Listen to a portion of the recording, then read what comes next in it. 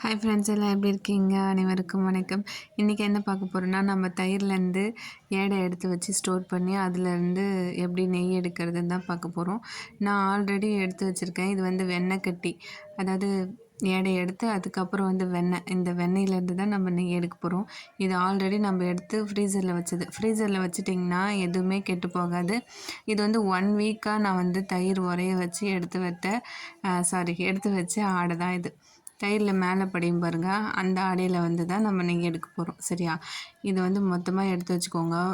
அதாவது ஜில்லுன்னு இருக்கணும். நீங்கள் கடையிறப்போ, அதாவது மிக்சியில் போடுறதுக்கு முன்னாடி ஒரு 1/2 அன் ஹவர் முன்னாடி எடுத்து வச்சா கூட போதும். கூலிங்காக இருந்தால் தான் நம்மளுக்கு வந்து வெண்ணெய் வந்து அழகாக பிரிஞ்சு வரும். இப்போ நான் எல்லாத்தையும் எடுத்து வச்சுட்டேன்னா, டெய்லி ஒரே வைக்கிற தயிர்லேருந்து நம்ம வந்து நெய் எடுக்கிறது வந்து செம்ம வாசனையாக இருக்குங்க. ட்ரை பண்ணி பாருங்கள் நீங்கள்.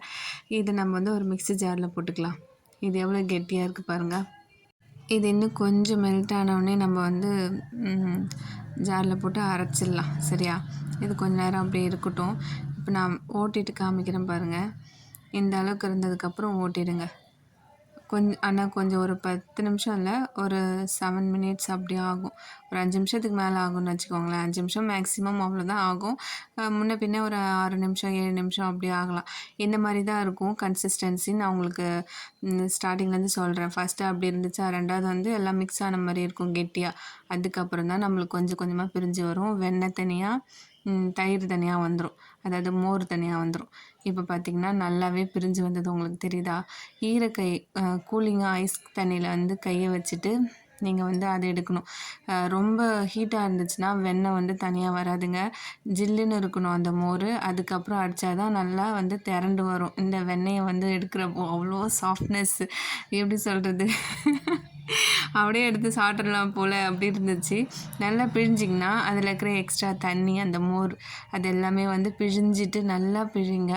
தண்ணி வந்துக்கிட்டே இருக்கும், எக்ஸ்ட்ராவாக வந்துக்கிட்டே இருக்கும். நல்லா பிழிஞ்சு நல்லா ஒரு உருண்டையாக ஆக்கி அதுக்கப்புறம் எடுத்து வச்சுக்கோங்க.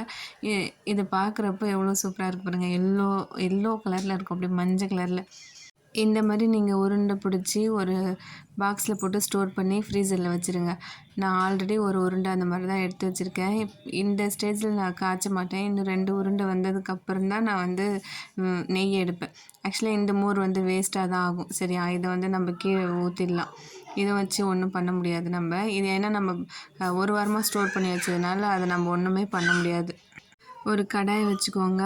அதில் வந்து நம்ம எடுத்து வச்ச அந்த வெண்ணெய் கட்டியை வந்து எடுத்து சேர்த்து வச்சுக்கோங்க. அதில் சேர்த்துட்டிங்கன்னா அந்த கட்டியெல்லாம் உருகி ஃபஸ்ட்டு உருகிடும். உருகினதுக்கப்புறமா நல்லா கொதிக்க வைக்கணும். எப்படி சொல்கிறது, உங்களுக்கு ஸ்டெப் பை ஸ்டெப்பாக காமிக்கிறேன் பாருங்கள். இப்போதைக்கு லைட்டாக உருகுதா? பார்க்குறப்போ அந்த கலர் பாருங்களேன், செம்மையாக இருக்கும். ஃபஸ்ட்டு உங்களுக்கு எந்த ஸ்மெல்லுமே வராது. ஆக்சுவலாக வெண்ணெயில் வந்து அந்தளவுக்கு எந்த ஸ்மெல்லும் வராது. அது வந்து கொஞ்சம் நல்லா இப்போ தானே கொதிக்க ஆரம்பிச்சிருக்கு. இப்போ பார்த்திங்கன்னா ஒரு மாதிரி தயிர் மாதிரி திரியாக வந்து பிரிஞ்சு வர மாதிரி இருக்கும் ஒரு ஸ்டேஜில். அந்த தயிர் வெள்ளை வெள்ளையாக இருக்குல்ல, அதுவும் வந்து நல்லா பிளாக் ஆகணும். நல்லா வந்து அந்த வெள்ளை கலரில் திரியாக இருக்குல்ல, அது வந்து பிளாக் ஆகி அந்த சொரப்பெல்லாம் அடங்கினதுக்கு அப்புறமா தான் நம்மளுக்கு நெய் கிடைக்கும். அந்த ஸ்டேஜ் வரும்போது பாருங்கள், அப்படியே வீடே கமன்னு இருக்குங்க. இந்த மாதிரி நெய் காய்ச்சணும்னா, என்னமோ செய்கிறாங்க, என்னம்மா செய்கிற, ஏதோ பலகாரம் செய்கிறியா அப்படின்னு சொல்லிட்டு கேட்பாங்க. அவ்வளோ ஸ்மெல்லு வரும். நம்ம கடையில் வாங்குகிற நெய்க்கும் இதுக்கும் செம்ம டிஃப்ரெண்ட் இருக்கும். இப்போ பார்த்திங்களா, அது பிளாக் ஆகிடுச்சு. அந்த திரியாக இருந்துச்சுல வெள்ளையா, அதெல்லாம். இந்த மாதிரி ஒரு வடிகட்டி எடுத்து வச்சுக்கோங்க. சில்வர் பாத்திரமா எடுத்துக்கோங்க. ஹீட்டாக நீங்கள் வடிகட்டினீங்கன்னா, பிளாஸ்டிக்காக இருந்தால் உருகிடும். நெய் எப்பயுமே வந்து உருகுச்சுன்னா, அதாவது இப்போ நம்ம காய்ச்சின உடனே இப்படி தாங்க இருக்கும். இது வந்து அதாவது இன்றைக்கி நைட்டு போயிட்டு ஆறி நல்லா கூலிங் ஆனதுக்கப்புறம் தான் அந்த அது எப்படி சொல்கிறது, கெட்டியாகும்.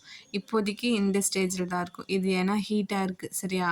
நம்ம முந்திரி பருப்புலாம் வறுக்கிறப்போ ஹீட் பண்ணால் அது எண்ணெய் மாதிரி ஆகிடுது இல்லையா, அந்த மாதிரி. இந்த வீடியோ உங்களுக்கு பிடிச்சிருந்தா லைக் பண்ணுங்கள், ஷேர் பண்ணுங்கள், மறக்காமல் நீங்களும் செஞ்சு பாருங்கள். தேங்க்யூ.